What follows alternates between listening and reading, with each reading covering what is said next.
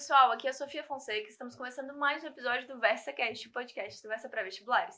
Estamos estreando as análises de obras do PAS 3, então a nossa primeira análise vai ser de Biologia, a professora convidada é a professora Ana. Bem-vinda, Ana. Obrigada, Sofia. A obra de hoje é uma reportagem da EBC com o título Anemia Falciforme foi invisibilizada pelo racismo. Vamos ver?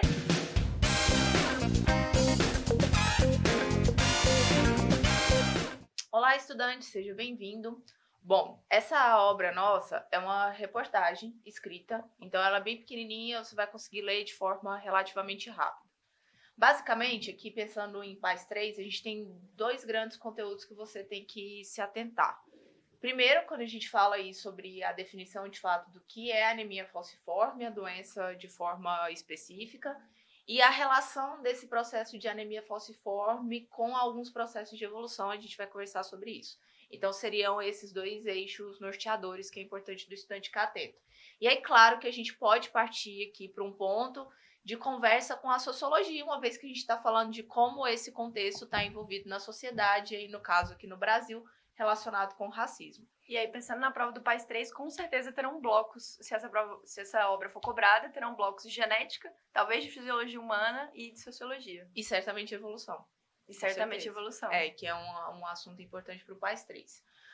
Bom, então o texto ele vai começar contando a história de um paciente, que é o Elvis Magalhães, que foi o primeiro paciente a receber o transplante de medula para a cura da anemia falciforme. E aqui a gente já tem um ponto importante de pensar, que é por que o transplante de medula, né? Porque só o transplante de medula causa a cura nesse sentido, ou leva a, né, melhor.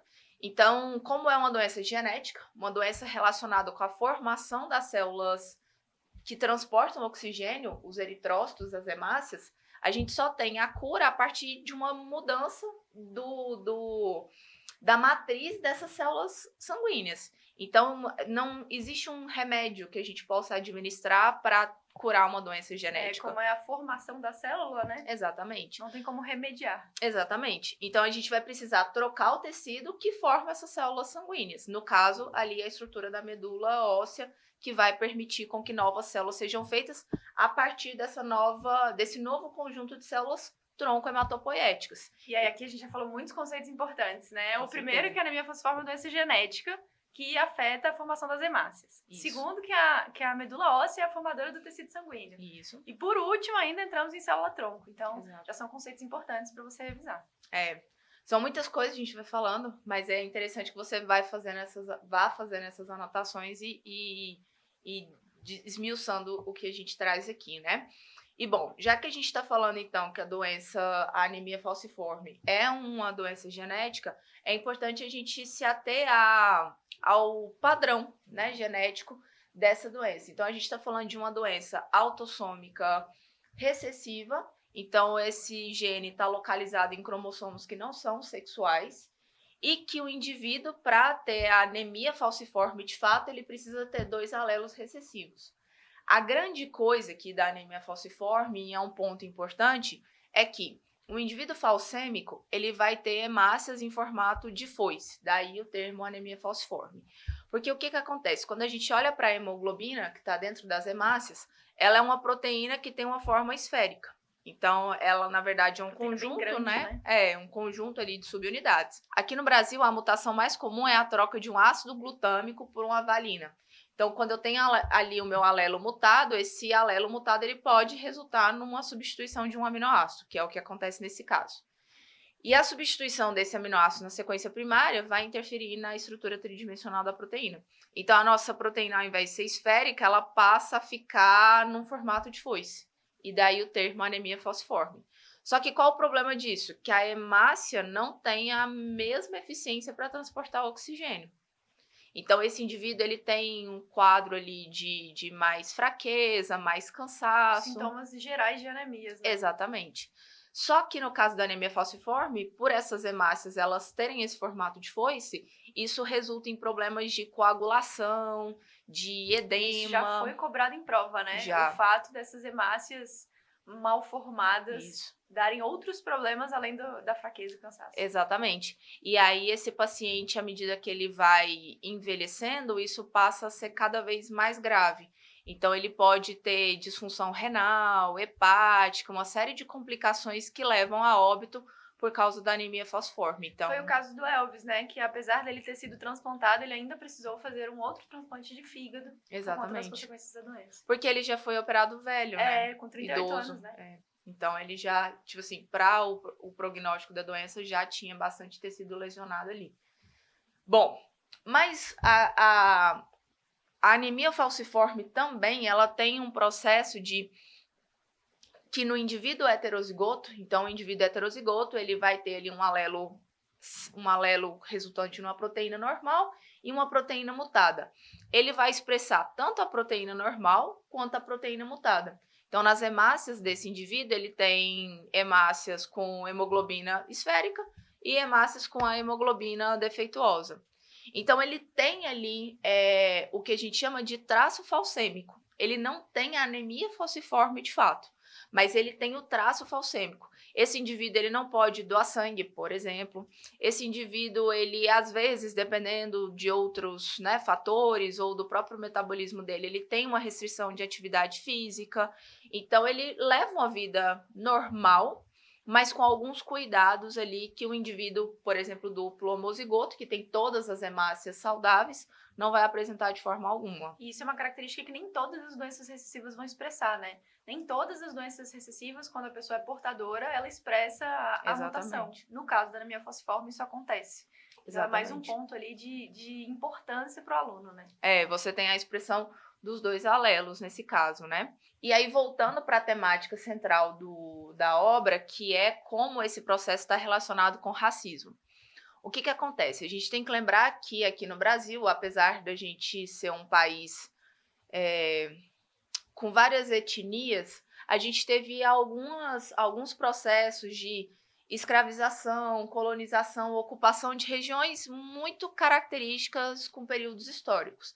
E quando a gente fala da entrada dos africanos aqui no Brasil, a gente está falando de pessoas que não vieram porque receberam terras para plantar, como alguns outros grupos, né? Mas que vieram, de fato, pelo período da escravatura. Quando a gente olha para a África, que é de onde, né, a gente tem essa herança genética e cultural, enfim, lá na África a anemia falciforme é muito mais frequente que aqui no Brasil. Por quê? Porque quando a gente olha para a África, principalmente da África subsaariana, que é onde a maior parte dos escravizados vieram, a gente tem a incidência de malária muito mais alta que aqui no Brasil. E aquele indivíduo que tem o traço falcêmico, ou seja, ele é heterozigoto, mas ele não desenvolve a anemia falciforme, ele não é duplo homozigoto recessivo, ele tem mais chance de sobreviver à malária. Então, quando a gente olha isso num processo a médio e longo prazo, a gente tem que indivíduos heterozigotos foram sendo selecionados ao longo do tempo em detrimento dos duplo homozigotos recessivos, que morriam pela anemia falciforme, e os duplo homozigotos dominantes, que morriam pela malária. Então, a gente acabou tendo uma seleção de um fenótipo intermediário, que é um tipo de seleção que a gente chama de seleção estabilizadora. Então, eu não tenho a seleção do duplo homozigoto dominante, apesar dele ser saudável, ele não sobrevive à infecção pela causa. Exatamente. Ele não sobrevive à infecção do plasmódio, né, o causador aí da malária, o protozoário, e o duplo homozigoto recessivo da anemia, que vai morrer de anemia falciforme mesmo. Então, quando essas pessoas chegam, elas chegam trazendo esse conjunto de alelos, esse conjunto de genótipos que foi se espalhando dentro dessa distribuição, porque aqui no Brasil também a gente tem a malária. Então, quando a gente olha para a anemia falciforme, a gente tem que a maior parte das pessoas que desenvolvem a doença são negras. E aí a gente sabe que essa é uma questão de racismo estrutural aqui no Brasil, porque o SUS não olha para essa doença da mesma forma que olharia. Exatamente. E aí entram as questões mais sociológicas, né? Do porquê que os negros no Brasil são pessoas comumente de baixa renda. Exato. E comumente feito vista grossa sobre Exatamente. eles. O que, na verdade, deveria ser a população mais assistida, o grupo mais assistido, uma vez que é a parcela que mais conta com o sistema público de saúde. Eu trouxe até alguns dados aqui, para a gente não ficar meramente, né, usando aí a nossa opinião. Então, só para vocês terem uma noção, a incidência de anemia falciforme Na Bahia, é de 1 a cada 650 nascidos. E a incidência de anemia falciforme nos estados do sul, né? Mas aqui eu trouxe Rio Grande do Sul, é 1 a cada 35 mil nascidos. É muito diferente. É muito diferente.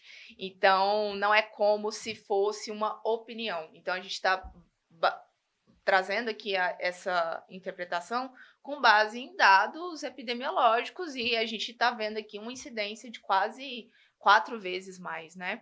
Quase 4 não, né? Quase 6 vezes mais. Então, de fato, está relacionado aí com esse processo de ocupação, né? E aí, assim, apesar do senso comum já dizer isso, é importante dizer que a Bahia é um dos estados mais negros do Brasil. Exatamente. E o Sul é um dos estados mais brancos do Brasil. Perfeito. Então, aí a gente tem justamente o tema central da obra, né? Que é como que isso está relacionado com o racismo. E aí a gente cai na coisa da sociologia, que a gente não vai entrar aqui no que não é a nossa área, mas só que a gente fala de racismo estrutural, né? É importante a provocação para você, estudante, levar isso nos seus estudos em relação a essa obra, né? Além da biologia, que já é extensa, já é aprofundada, já tem muitos tópicos, tem a sociologia também.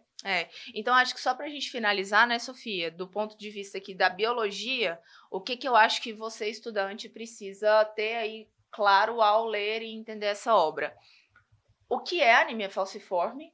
A forma como essa doença se manifesta geneticamente, os alelos que estão envolvidos aí na mutação dessa hemácia, do traço falcêmico, e os conceitos de seleção estabilizadora, que foi o que a gente falou relacionado à prevalência do traço falcêmico na população africana e, consequentemente, aqui no Brasil, como a gente já discorreu sobre. E aí a contextualização, né, desse tema provavelmente vai aparecer em forma de texto motivador dos itens da UNB. Então, a familiaridade que você traz com esse tema vai ser importante para você ter maior domínio no assunto. Exatamente. E aí uma curiosidade, que não tem nada a ver com o nosso podcast, mas, na verdade, tem a ver com o nosso podcast. Teve uma vez que a gente foi doar sangue aqui no Versa, e eu fui doar sangue. E aí recebi uma ligação do Hemocentro aqui de Brasília, falando assim, você, Ana Clara Oliveira, paciente, poderia vir aqui, você veio aqui, doou sangue, a gente detectou problemas na sua amostra. Aí eu pensei, nossa, tô com a doença tô cabulosa. Com um câncer aqui, né? Tô com uma leucemia, porque geralmente, não sei se vocês sabem, mas você não vai lá, doa o sangue e pronto, sua bolsa já vai para outra pessoa. Esse sangue passa e Inclusive, você tem acesso a esses testes, Exato. né? Muita gente não sabe disso. E um dos testes mais comuns é você testar para a célula ali tumorigênica, uma célula maligna, porque se isso é transmitido por um paciente, esse paciente pode desenvolver um tumor oriundo aí dessa transfusão, né? E aí eu já pensei no pior. Bióloga que sou, com mestrado e doutorado em câncer. Já pensei, bom, beleza, estou com leucemia, já pensei ali um plano. Já começou o tratamento mental. Já comecei a quimioterapia mental. Cheguei lá no hospital, descobri que eu tenho traço falcêmico. Então você é uma das pessoas heterozigotas. Exatamente. Que tem parte das hemácias alteradas. Eu não posso doar sangue, né? Que o indivíduo que tem traço falcêmico não pode doar sangue.